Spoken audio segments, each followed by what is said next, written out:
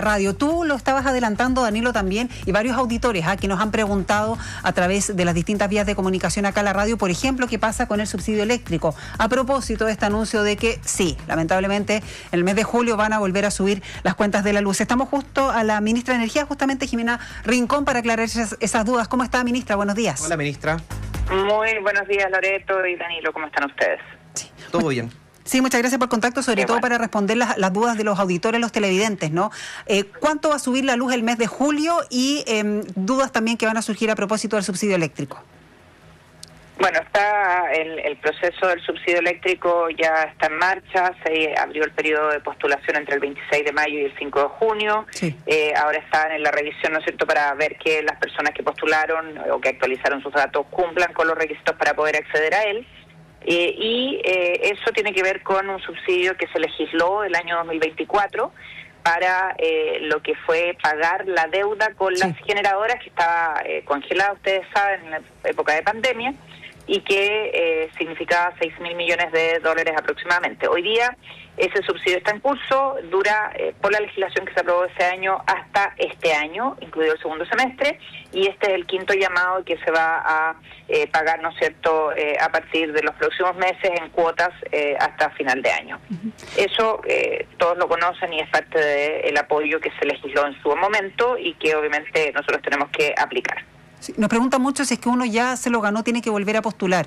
Sabemos que la postulación ya terminó en 5, pero sí es automático. Sí, no, es automático en la medida que sigan viviendo donde estaban viviendo. Si se cambiaron de domicilio tenían que actualizarlo para que pudieran, ¿no es cierto?, optar al beneficio. Y en el caso de los electrodependientes no hay que actualizar nada porque ellos están inscritos y está asociado, ¿no es cierto?, su domicilio a donde ellos viven y reciben el apoyo. Así que esa es la situación y eso está absolutamente en curso. Cualquier duda la pueden consultar en la Seremía, en la Superintendencia, en la propia empresa eléctrica para poder resguardarse, ¿no es cierto?, de que vayan a recibir este beneficio.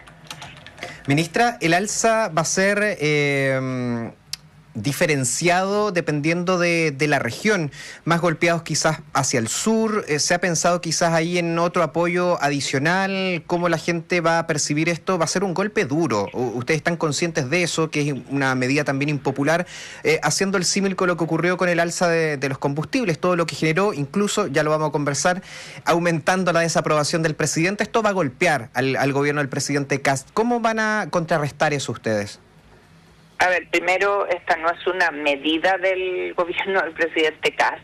Esto tiene que ver con leyes, reglamento, normativa que está vigente en nuestro país y que si ustedes miran la trayectoria hacia atrás, bueno, se va provocando, ¿no es cierto?, alzas o rebajas de acuerdo al comportamiento. De hecho, si ustedes miran, todavía no está terminado el proceso.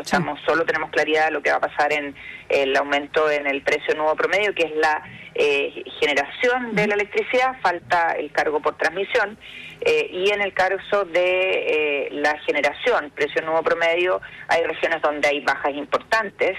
Las bajas se pueden visualizar entre la región de Arica, Parinacota, hasta la región de Ñuble y luego en la región de Aysén y Magallanes, y alzas muy pequeñas en la región de Ñuble, muy poquitito. En el Biobío no hay alza por PNP, y en el caso de la Araucanía, los ríos y los lagos, ahí sí se evidencia un alza que tiene que ver con falta de proyectos de inversión, que tiene que ver con falta de transmisión, y por eso es tan importante y hemos hecho tanto hincapié en el gobierno en que tenemos que ir sacando los proyectos de inversión que estaban entrabados para que llegue, ¿no es cierto?, a esos territorios también inversión que se traduzca en beneficios para la ciudadanía.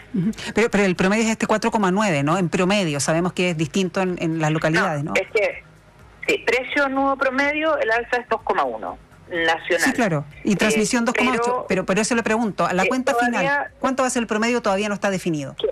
Todavía no está definido porque estamos hoy día deberá salir ya la cifra final de transmisión, pero en precio nuevo promedio, que es generación, hay regiones como Arica y Parinacota donde hay una rebaja importante y otras obviamente donde hay alza. Entonces, una vez que termine el proceso el día de hoy, que estábamos en la etapa ya de revisión, después de los reclamos de las empresas, la Comisión Nacional de Energía nos va a entregar el número final, que insisto, una cosa es el promedio y otra cosa es lo que pasa en cada territorio. Pero será, yo sé que hay que esperar que es algún dato técnico, ¿no? Pero este promedio a nivel nacional, ¿será cercano a ese 4,9 que se ha dicho? ¿4,9? Yo creo que va a ser probablemente muy cercano a esa cifra, y insisto, esa es la cifra nacional, hay que verla obviamente desagregada por región, y tenemos que ver, ¿no es cierto?, lo que pasa con las inversiones, y tenemos que lograr agilizar, destrabar las inversiones, porque obras de infraestructura, como por ejemplo la ampliación de la línea Cautín-Ciruelo, proyectos de generación en la zona de los lagos, son proyectos que si no se llevan a cabo, obviamente inciden negativamente en la familia.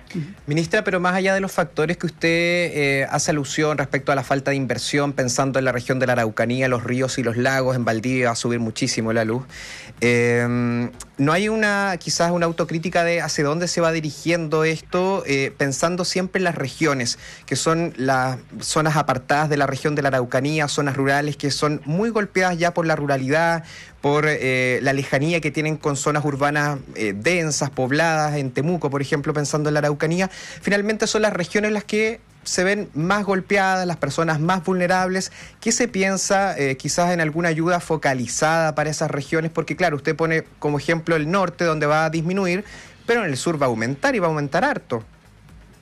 Efectivamente, y más que autocrítica, porque esto no depende, piensa que este gobierno lleva 3 meses en el ejercicio, ¿no es cierto?, de la administración, es una revisión de cómo hacemos las cosas, cómo se entraban proyectos, cómo se obstaculiza la inversión, y que al final le repercute a la ciudadanía. Y por eso el presidente nos ha instruido a destrabar inversión, agilizar permisos, a agilizar la inversión, porque finalmente de eso depende mejorar calidad de vida de las personas. Y yo creo que esto es muy importante cuando hay movimientos en los territorios que obstaculizan proyectos, que la ciudadanía también sepa que una cosa es cuidar el medio ambiente, cuidar a las comunidades, y otra que al final tanto obstáculo repercute negativamente en las personas. Entonces, ¿qué es lo que estamos haciendo? Agilizando proyectos, revisándolos, sacando adelante esta iniciativa, y por otro lado, viendo legislativamente qué modificaciones son necesarias, y de hecho tenemos casi listo un proyecto de ley que esperamos mañana en la reunión que tenemos bilateral con el presidente podamos avanzar en eso, para ingresar el proyecto que se va a hacer cargo de la deuda por distribución, más de 800 millones que heredamos de la administración anterior, y estos otros temas que esperamos abordar y que nos permitan obviamente impactar positivamente en las cuentas de las personas. Sí, ministro, usted dice una revisión, ¿no?, de cómo hacemos las cosas. Dentro de esa revisión, a ver, yo sé que es bien distinto, ¿no?, pero hablábamos hace un tiempo con el ministro de Transporte, por ejemplo, para revisar el tema del TAC, que eventualmente se pueden revisar los contratos. Esto yo sé que son empresas modelo, ¿no?, y que hay licitaciones, concesiones, ¿no?, pero ¿se puede revisar eso eventualmente? También se lo pregunto porque cada vez que hablamos de este tema, muchos auditores nos preguntan y nos dicen, bueno, vienen las energías más limpias, vienen las energías más baratas, hay más tecnología, se llama a que utilicemos más la electricidad. ¿Y qué pasa con las tarifas? Estamos ahí al debe de muchas cosas que hemos, sobre todo en los últimos meses, ¿no? ¿Está la posibilidad de revisar ese tipo de acuerdos, de contratos? Sabemos que la energía cada cierto tiempo se van actualizando los contratos. De partida el alza de julio corresponde también a eso en temas de generación y de transmisión, ¿no? ¿Se puede revisar eso eventualmente? Efectivamente, eso es parte de los desafíos que tenemos.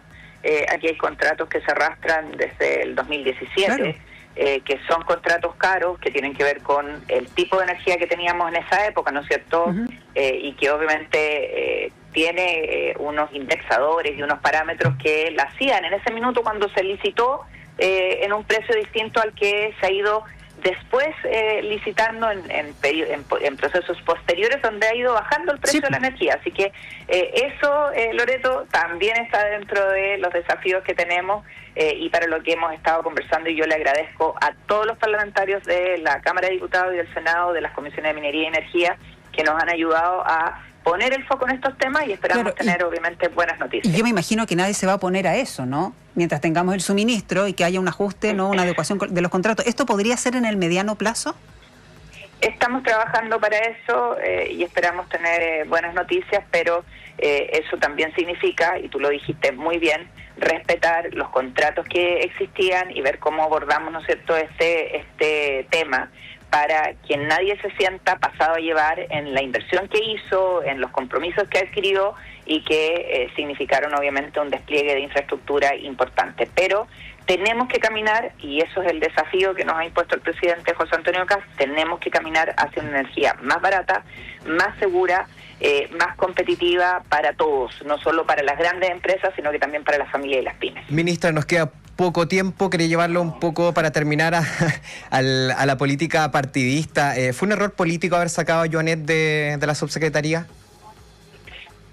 Mire, el presidente toma las decisiones, creo que además han tenido una muy buena conversación con el presidente, el ex subsecretario Joanet, va a tener nuevos desafíos y creo que los ajustes siempre suceden por algo y obviamente pensando en dar mejores respuestas a la ciudadanía. Es como lo que ustedes comentaban hace un rato atrás de este proyecto de ley de incivilidades.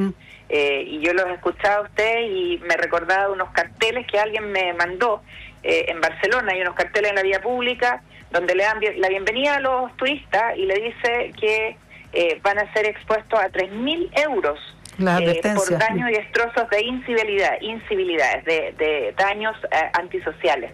Bueno, hay que mirar estas cosas y ver cómo avanzamos y sacamos buenas lecciones de otros países. Pero fue oportuna entonces la salida de Joanet, ¿cree usted? Yo creo que el presidente toma sus decisiones. Sí, una decisión de él, pero se lo pregunto a usted. ¿Usted cree que fue un error político o no? No podría yo decir que es un error político, tiene que ver con una mirada integral de los desafíos que hay en seguridad y ustedes han visto que el ministro está a toda máquina haciendo su trabajo para recuperar la seguridad en nuestro país, que la perdimos hace un buen rato ya. Ministra, ahora sí para terminar, ministra de Energía, tiene que ver también con el tema de los combustibles. Ayer el gobierno anunció esta buena noticia de la baja de cerca de 100 pesos que se anunciaría mañana miércoles para concretarse el día jueves, pero está condicionado a que efectivamente esté la firma y que perdure la paz entre Estados Unidos e Irán y eventualmente en julio podríamos tener otra baja. O sea, obviamente que el anuncio de guerra y el bloqueo del estrecho de Hormuz hizo que se disparara el precio de los combustibles y eso nos afectó a nosotros como a todos los países en el mundo y hoy día este acuerdo dispara los precios hacia la baja y eso nos impacta positivamente y tal como lo ha dicho el ministro Quirós, no nos extrañemos si viene una nueva baja en el corto plazo, lo que sería muy importante para las familias en el país. ¿Tan contundente como la del jueves? Yo creo que si los mercados se van estabilizando, piensa que llegamos a más de $100, $120 el precio del barril.